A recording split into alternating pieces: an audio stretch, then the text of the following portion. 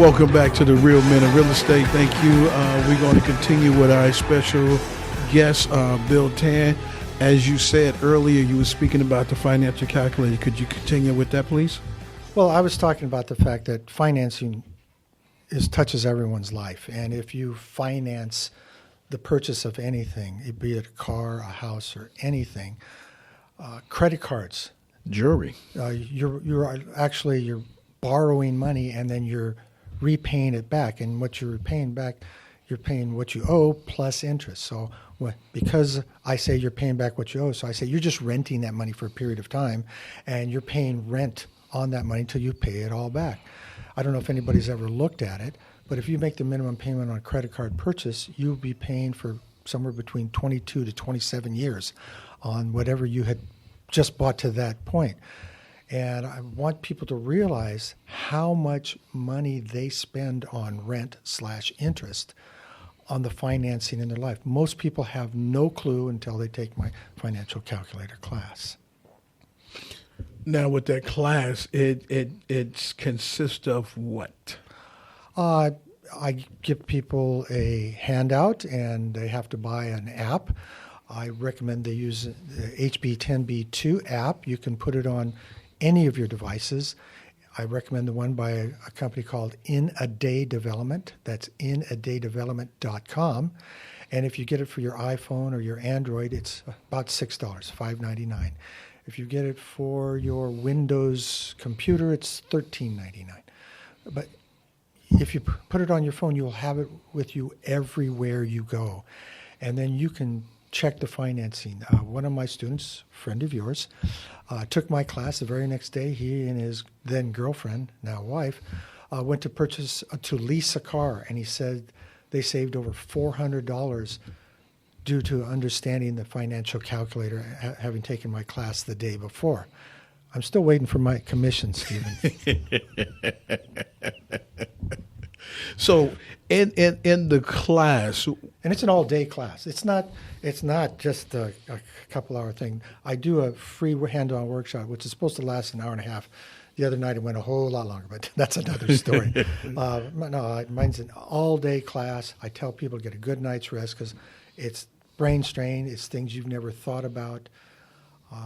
It's an experiential class. It's not me talking, you listening. No, I give you exercises and you work the exercises, and you work exercises all day long on how to calculate a mortgage payment or a loan payment, any kind of loan payment, how many months in it, how many months are in the loan, the interest rate, calculate the interest rate, how much you will owe after so many payments. Go through all those all day long, and if you're interested, then we touch on things like note investing and how to determine how to value a note, just barely to calculate the value of the note, not all the aspects of going into valuing a note. How to determine what an annuity is. An annuity would be an insurance policy.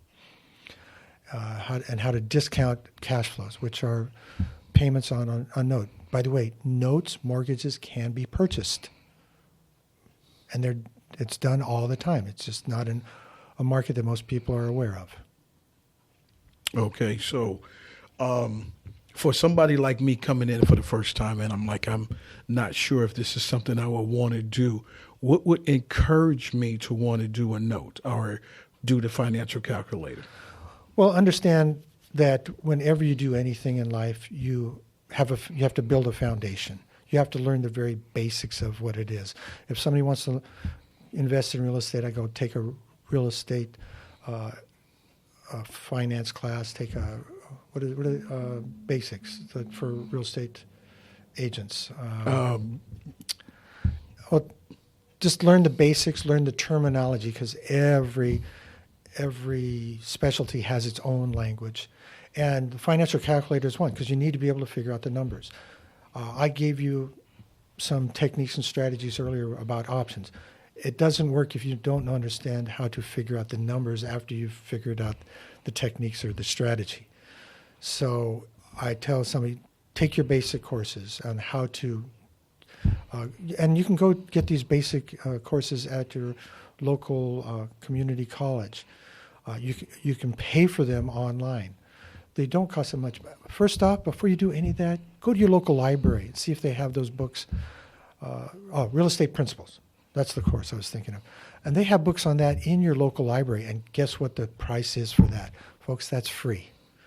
And if you're willing to spend just a half hour or 1 hour every day in quiet time just reading or listening to something educational, and if you do it just on one subject in 1 year, you'll be an expert in just that one subject. Now, let's say, for instance, we have audio books, and I listen to them all the time. I listened to one on the way here today. That's the best thing to do because I'm dyslexic, so I'm definitely going to listen. But the thing is that when you come to the real estate clubs and we give ideals to people of how to get started, we give them books and titles and whatnot. What is some of your favorite books that you read or listen to the most? Well, some of them aren't even real estate related. I think everybody should start off with The Richest Man in Babylon. Excellent choice. The Richest Man in Babylon by, I believe his name is George Clayson. How to Win Friends and Influence People. I can't remember his name, but that one's as old as the hills and twice as dusty. Think and Grow Rich. Of course. Rich Dad, Poor Dad. Yes. There's a book by A.D. Kessler, Fortune at Your Feet. Wonderful book. A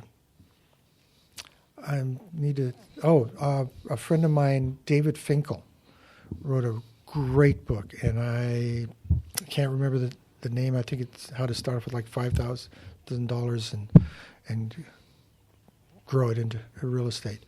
It is that one and A.D. Kessler, two of the best real estate books for beginners, I think, on the market. Now, the A.D. Kessler will take you from A to Z. It'll take you even in talking about exchanging. And there are others. For notes, How to Sell Your Property Fast, that was the initial version, or I believe the next one is Owner Financing. Same author, Bill Broadbent. That was one of the better books on notes. There was one by, author was from West Covina here.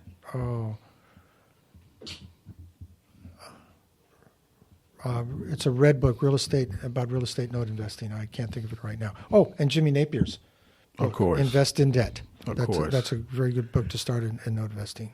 The one things that actually got with me was the Richest Man in Babylon. And what was the lesson? Let's share with the listeners. What was the lesson that you got out of that one? The lesson is to me wasn't looking at getting rich quick. It's a process, and the process is not cutting corners.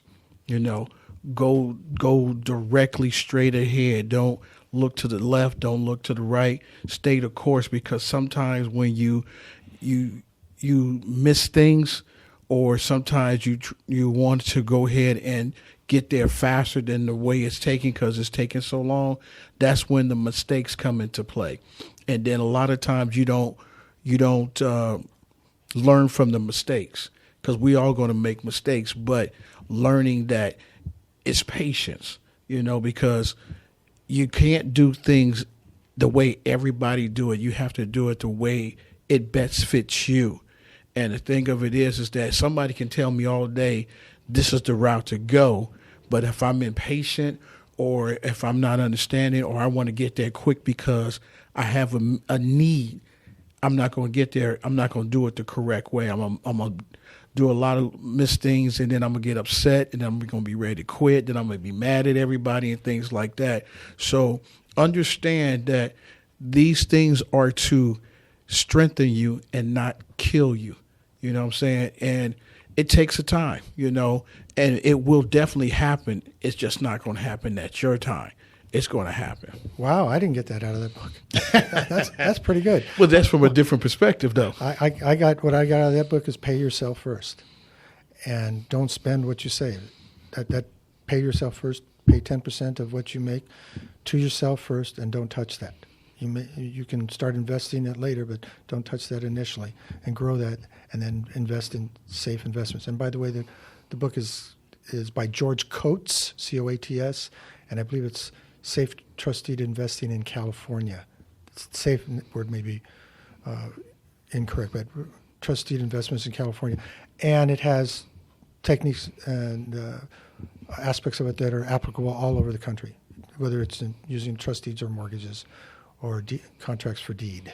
Yeah, so that was the reason why I got out of it, because I had a need. I needed money quick. That was the reason why. Well, you brought up, that's a very good point, because when people come to our meetings, number one question is, how can I make $1 million next month?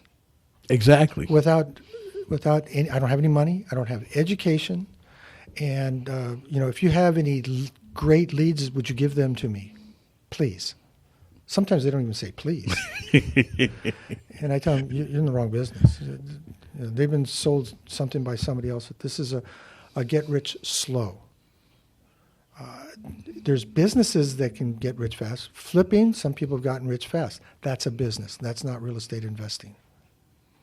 Yeah, so that's you got to understand, different people have different mentalities and whatnot. So, yeah, I came in for just not to learn, but I got a need, and I want to make money quick because I had all these needs that I needed to take care of, but I had to learn the other way. We're going to be back. We're getting ready to take a last commercial break and do more with Mr. Tan. So once again, thank you for listening to The Real Men of Real Estate.